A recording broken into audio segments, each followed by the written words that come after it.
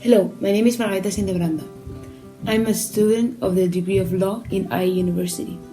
And for the civil law class, property, we were asked to make a video talking about the right of ownership in different countries. In this case, in our country. I'm from Madrid, Spain, so I'm going to be talking about the right of ownership in Spain. First, I'm going to talk about the concept of the right of ownership. Second of all, I'm going to talk about the content. Third of all, I'm going to talk about the regulation of this right of ownership, in which I'm going to talk about the civil code, and I'm going to tell you in which articles the regulation is stated. And last of all, I am going to talk about the protection that these right of ownerships have, and also the limitations of the right of ownership. Also, for the concept of ownership, I think it is important to note that you can be the owner of a movable thing or an immovable thing. For example, a movable thing is a thing that you can move. Like, I can be the owner of I'm the owner of my phone. But you can also be the owner of an immovable thing. For example, a plot of land or a building. And once I am the owner of this movable or immovable good, I have the right to have the full possession of that right, always taking into account what the law allows me to do, and always taking into account that it does not confront the common good of the people.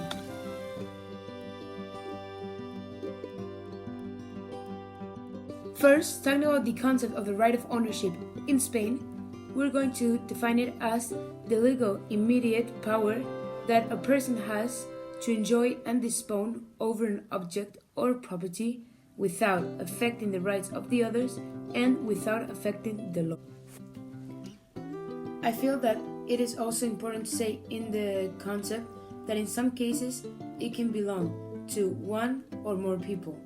And also inside the right of ownership, it is included a will, the creation of a company and the patent, as well as the intellectual or literal property.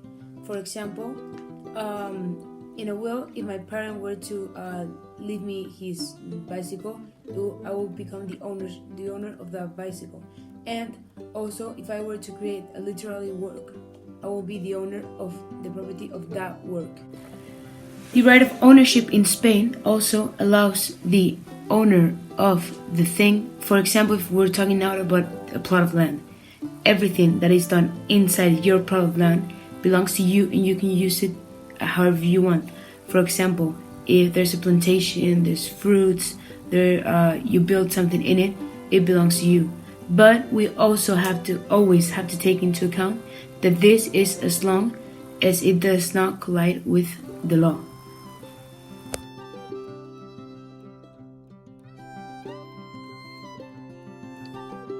Two main things. First, the right to enjoy the good, and inside of this, it is also the right to take advantage of that good that is yours. And second of all, the right of disposition. This means that if that good gives you something that you can use, then you can take advantage of this by using this in order to take something out of it.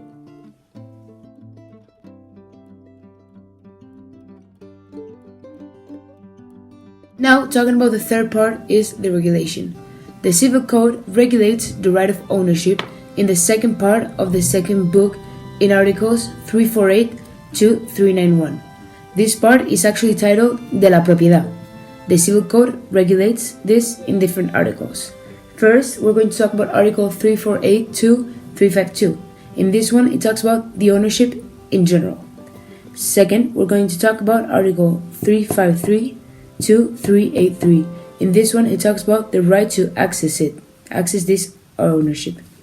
And third, the Article 384 to Article 387, which is the marking of boundaries.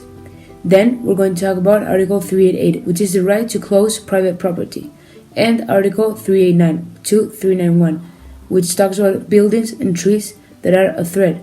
We can see that in here it talks about ownership, but it also talks about in a way of the property, the ownership of the property.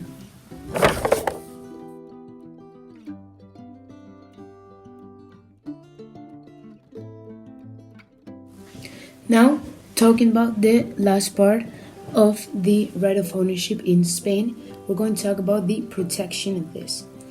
The owner has the right to fully use or manage at its own will the item in its possession, as I already mentioned before, always taking into account what the law allows it to do, which means that as long as it does not collision with another law, they can do it. Or also, and very important, we have to take into account that you can do whatever you want unless it collisions with the right of other people. This is why the rights of ownership are limited.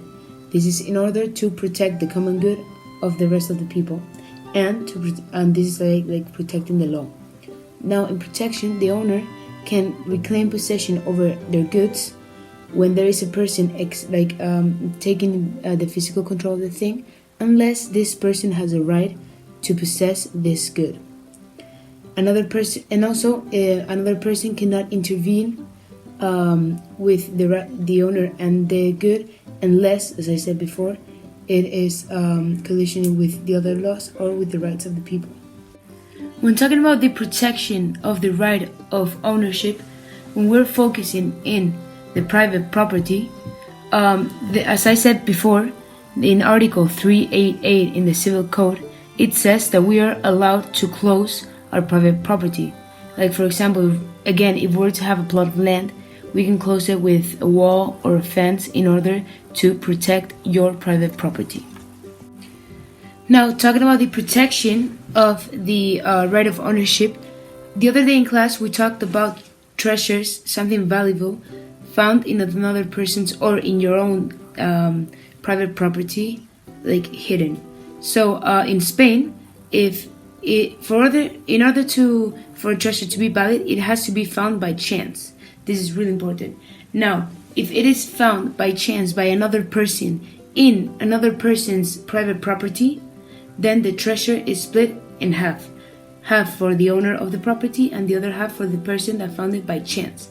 But if a treasure is found by chance in a property by the property owner, the treasure belongs 100% for the property owner.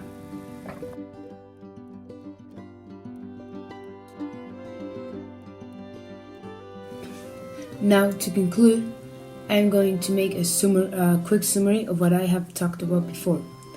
So I have talked about the right of ownership in my country, which is Spain. I have first talked about the concept in which I defined what the right of ownership is in Spain.